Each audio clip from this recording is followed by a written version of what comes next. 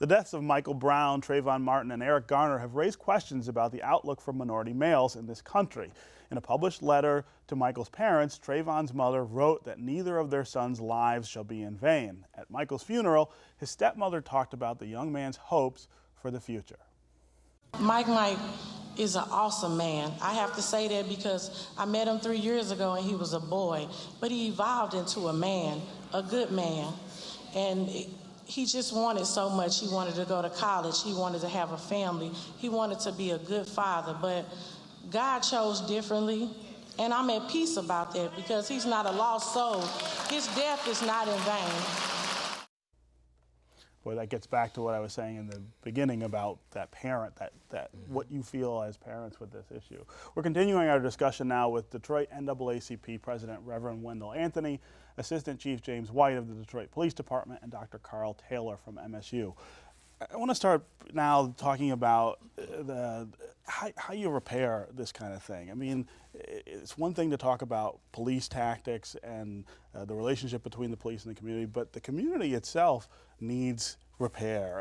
And I wanted to read a quote from Al Sharpton that he said at Michael Brown's funeral. And he took some flack for this. He said, "Blackness was never surrendering our pursuit of excellence. When it was against the law to go to some schools, we built black colleges and learned anyhow.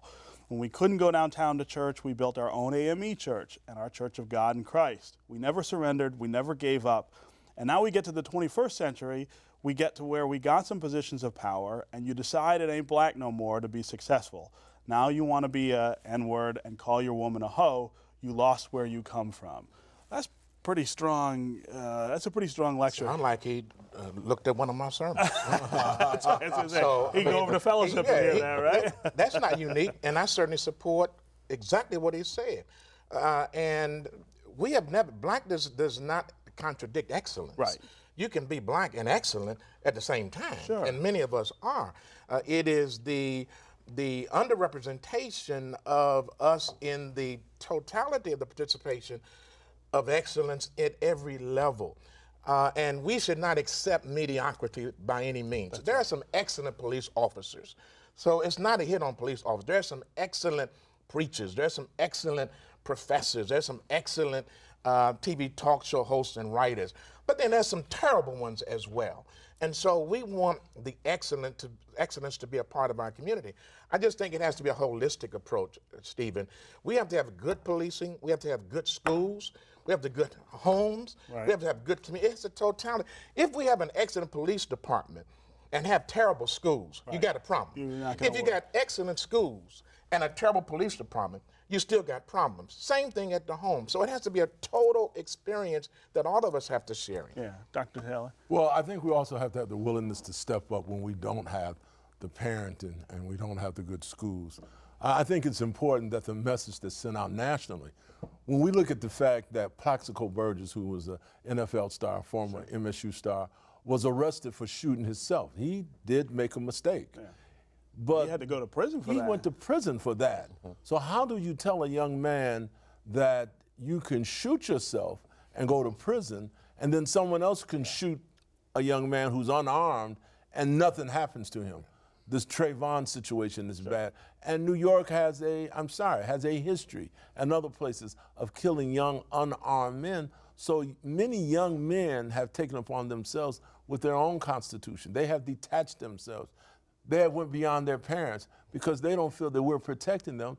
And the record shows that we haven't done a very good job. Right. Yeah, I have some friends on Facebook who are around my age, and I've been really struck at the difference between how people my age seem to react to this and people maybe who are a little older. What I hear from a lot of my contemporaries is there is no policy fix to this. You have to fix this in the streets, right? You gotta protest, you gotta push back, you gotta fight back. Is that a way to get forward? It's a different young person today than when Carl and I were at Central. Sure. These young people today ain't afraid of They're death not and gonna take dying. it, right? And they're not as peaceful in their thinking and the perspective as we are. And so when they see police officers that you cannot differentiate between troops in Afghanistan and Iraq, Right. when police officers point long guns at them, when they bring MRAPs and they bring tanks and flash bombs and tear gas and telling you to get the F off the street, otherwise I'm going to kill you, because some police officers had to be pulled off of the street in Ferguson because they were pointing their long guns at peaceful, non-violent protesters, scaring them to death. And so, but these young people, that's intimidation. That's not community policing.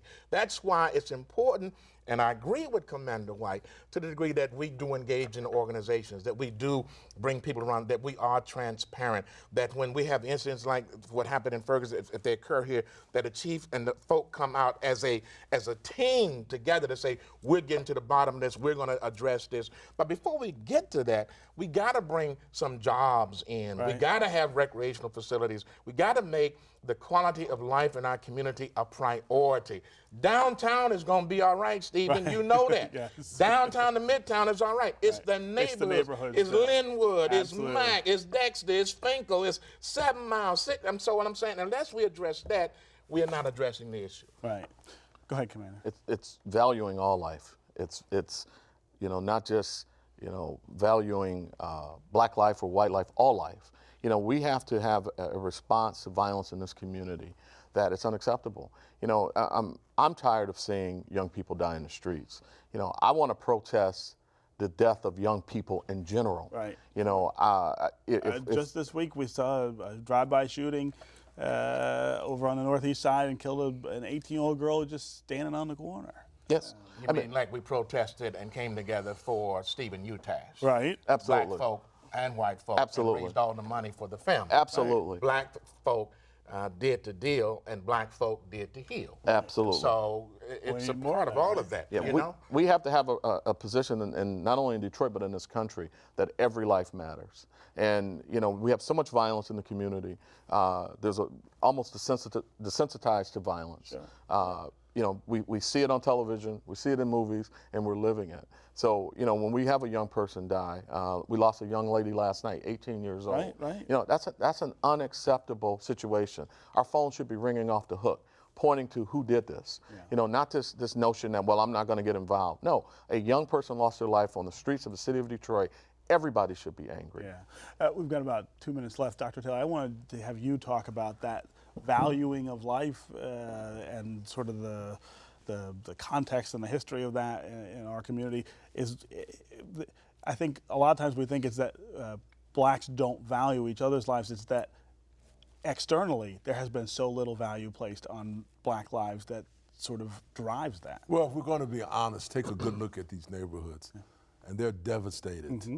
And so when you look at that and you look at no schooling again, dysfunctional families, we have to have someone go there and talk with these families and understand that they're not going to be the Huxtables. Right. But there is a standard of living, a humanity that is missing. And so you look at it, as Gandhi said, the worst violence is poverty. But I'm certain, my dear friend here, the Reverend would say, a poverty of spirit, that there are young men who look at young women. You would talk about the misogyny, how we treat our young girls and our young women.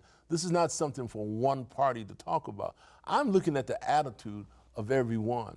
Public education, this state is saying the hell with public education. They're saying charter. The same kid has been left out, and the same kid has become a parent. And that same parent uses the misguiding that they had, that school is not important. Right. As a researcher, I look at it and I said, well, why is Wendell not in school? He don't like school. Right. Well, that wasn't tolerated when we were coming in. And reading, and then we're not looking at the force of this media.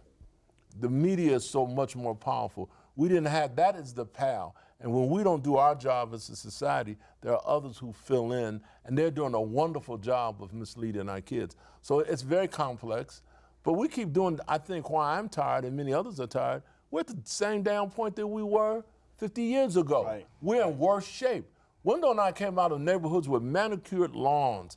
I have someone that's very dear to me, Leroy Riley, who's a former teacher, who went out of his way to teach young men, whether they were in school or not. Right. And so now we're saying they're worth nothing. Yeah. And so in return, this is what you get. Well, we could go on for days, I think, with this, and it would all be valuable. But we're out of time, so thank you guys for being here. Thanks.